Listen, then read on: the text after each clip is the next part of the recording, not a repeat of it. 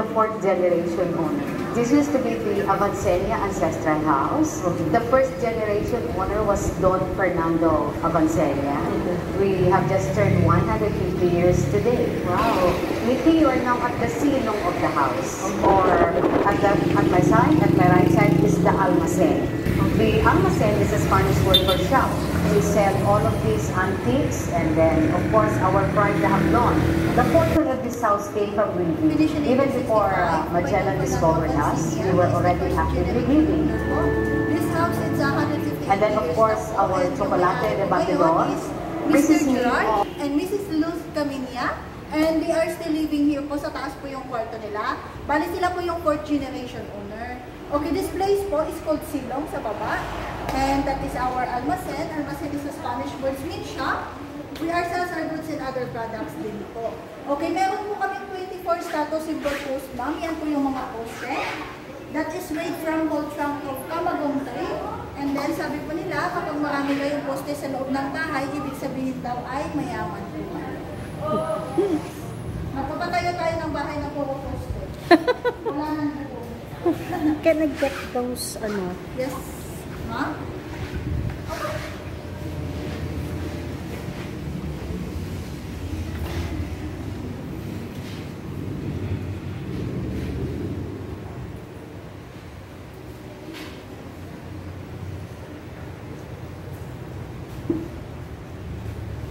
Okay, best things guys, ito yung mga kung gumagawa ka ng tsokolate, ito yung kanilang bastito. Ayan. So this is the old family people. Kaya mayroon silang lumang pot. Okay, this one naman po, ma'am, is boya. Ito po yung ginagamit sa pangingisda before it's made of glass po siya. But for now, yung ginagamit na po talaga is a styrofoam, yung floater sa mga lambat. Yes, yan po yung gamit natin. Forward tayo, ma'am. So, okay, this house po, tinawag po siya na balay na bato. Because this wall po is made of a river sand po siya in the limestone or mampostera. Bali sa likod ng bahay, dito po makikita yung Ilo River. Doon po sila kumuha ng sands and stones na ginamit po nila dito dati. And ito po yung aming escalera principal. It's a 46 degrees steep po siya, masyadong matarik po. Meron po siyang purpose to ward the tulisan or to prevent the tulisan to climb easily. And then the Spanish time po, meron na po silang discrimination kapag mahirap po kayo, you're gonna stay downstairs po and bawal tayo umakyat sa taas. Pero ngayon, ano na po tayo, ilustrado, pwede na tayo umakyat lahat. Yes, dapat sa pag-akyat natin, we need to walk sideways lang po, ma'am, para easy for you to go up. And yung mga babae din kasi before they are wearing saya. Yes. Yes, sige po. Akyat tayo, ma'am. At least, this is not slippery compared to the staircase doon sa National Economic Museum na inakyatan ko. Mas taas pa dito. Mas mataas pa dito. At it's slippery yung staircase na inakyatan ko last week. Dito paakyat ka palang pagod ka na. Mas mataas yung sa ano, yung sa National Museum, yung inakyat ko. Wow. So this house, ma'am, is marked as cultural property by the National Museum din po ito. At the same time, it's a living museum din po kasi the owner will dito din po sila nakatira. So okay, this place po is our Sala Mayor. Ito po yung pinakamalaking parte ng bahay. Bali yung nabago lang po dito is yung ceiling.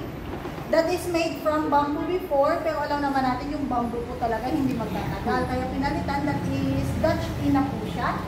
And the walls in the floor is still original po. And our window is made from acacia shells. The black one is a Philippine ebony, and the light one is a Philippine ivory. This is made from kamagong and mulave. Sabi ni ma'am sa video, it's Nara, but this is mulave po.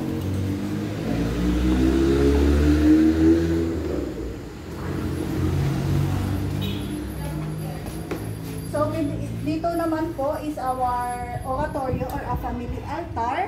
And that is the family picture of the 4th generation. And then sa dulo makikita nyo po yung old luggages. Bali, meron po ditong dalawang private room. Ibig sabihin yan po yung mga kwarto ng mayari. Isa po dito. And isa po dyan sa kabila. Pwede nyo po po sa mga.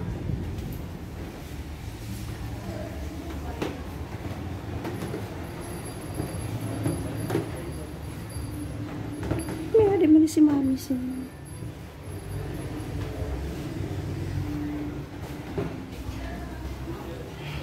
Ito yung old luggages before. Yeah.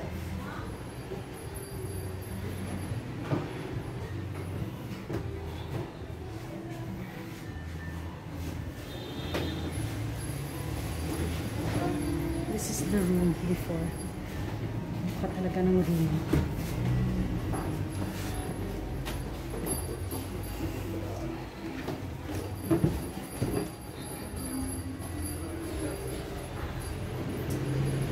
So, okay, this place naman po, ma'am, is our balcon or veranda. But for now, we use this area for our buffet. Meron po kaming Ilonggo Heritage Cuisine at 685 plus 6% plus service charge per head.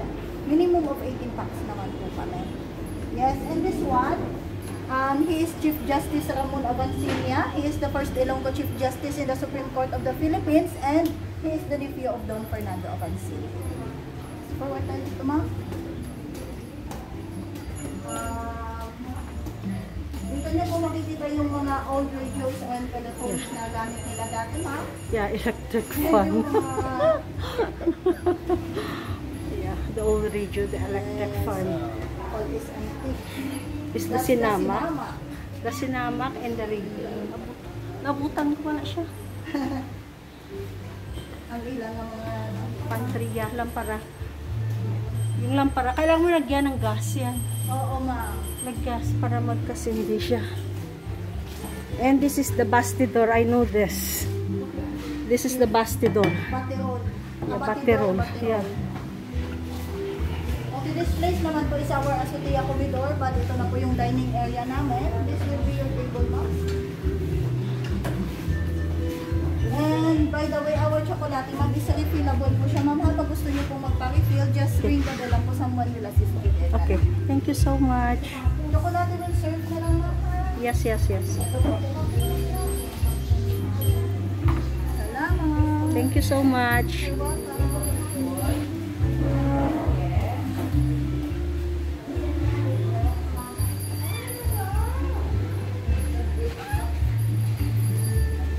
So guys, as you can see, ito yung Balay Bato. Now the hot choco is now serving. So, ayan guys, ang sarap. Ayan. So, mag-hot choco kami ni Cupcake ngayong araw. Kahit mainit ang panahon sa labas. Gusto na namin tumikim ng hot choco dito sa Balay Bato. Ayan. So, sitting down na kami ni Cupcake. Ayan. We're gonna try.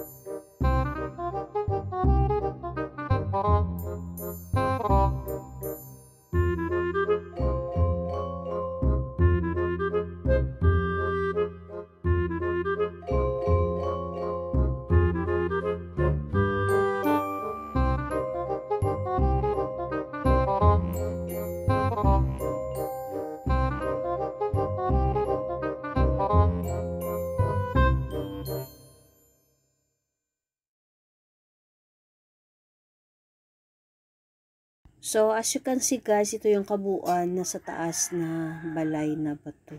Ay, si Ali, why sad? Ayan. So, guys, tingnan nyo. Ang ganda.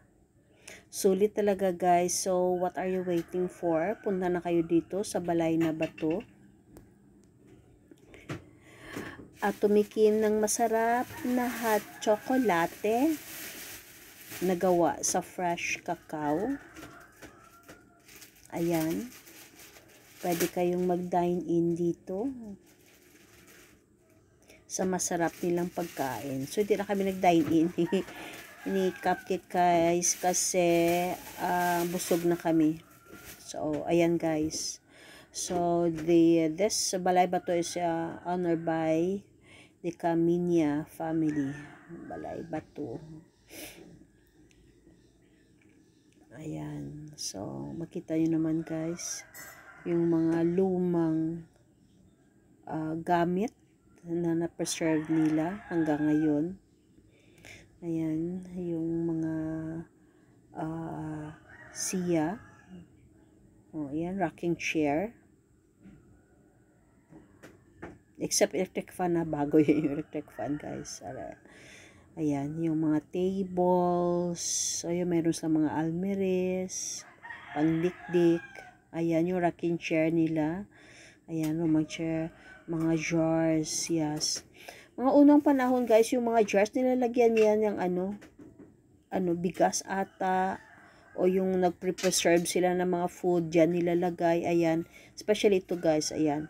Nilagyan niya iyon, ayan, meron silang lumang yung typewriter. At saka, ayan, so, yung cabinet. Ayan.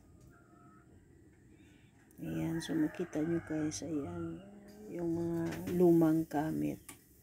So, na-preserve talaga siya guys. Ayan. So, bababa na kami ni Cupcake dahil nag-enjoy na kami ng chocolate. So guys, mataasin niya. Ayan guys, yung mga lumang gamit nila noon. Hindi ko ewan ko yung saan yan ginagamit. Ay, lumang TV, yung mga pictures, dati, black and white pa yung color. Ayan, yung mga machine nila dati. Ito yung mga dining tables. Ayan. Ayan. So, ayan yung mga plates dati, diba? May mga design pa. Ayan yung mga jars nila. Ito ata, parang ginagamit to sa paggawa ng puto.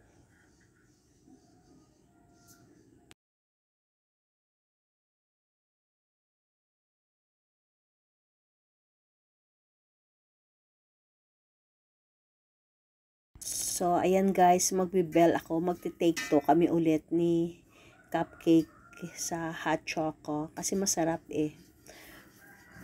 Nauhaw kami ata. Nauhaw kami pero hot choco yung ininom namin. Siyempre may tubig rin.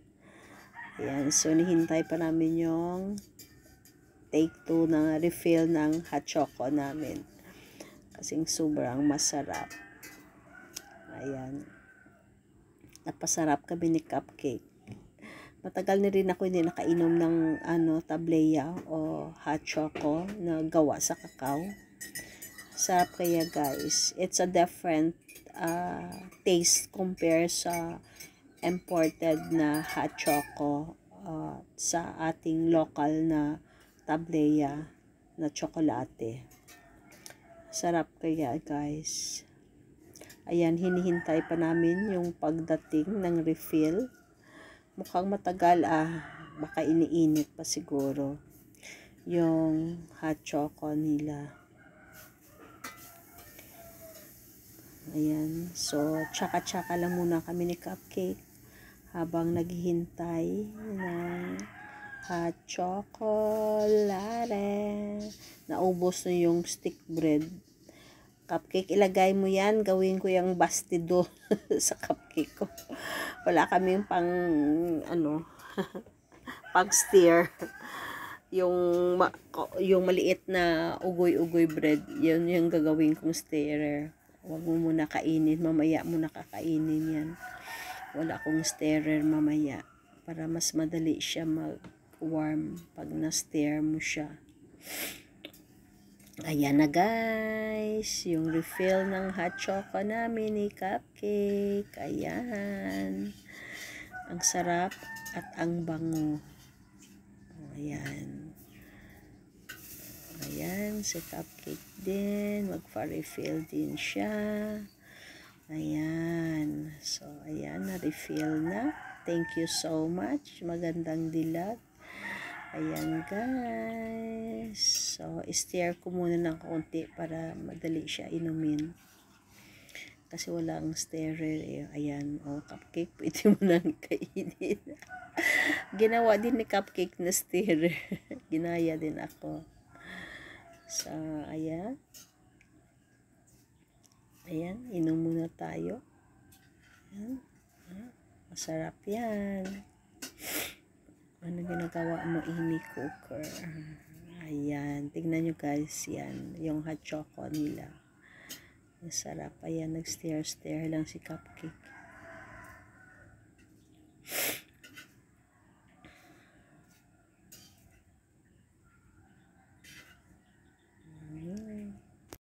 So, ayan guys, still eating. Minom pa rin kami ng hot choco. Napapasarap kami habang umiinom ng hot choco with matching cute na ugoy-ugoy. Ayan, nabilaukan si Cupcake sa ugoy-ugoy. Nabilaukan siya guys. Ayan, sobrang sarap talaga ng hot choco.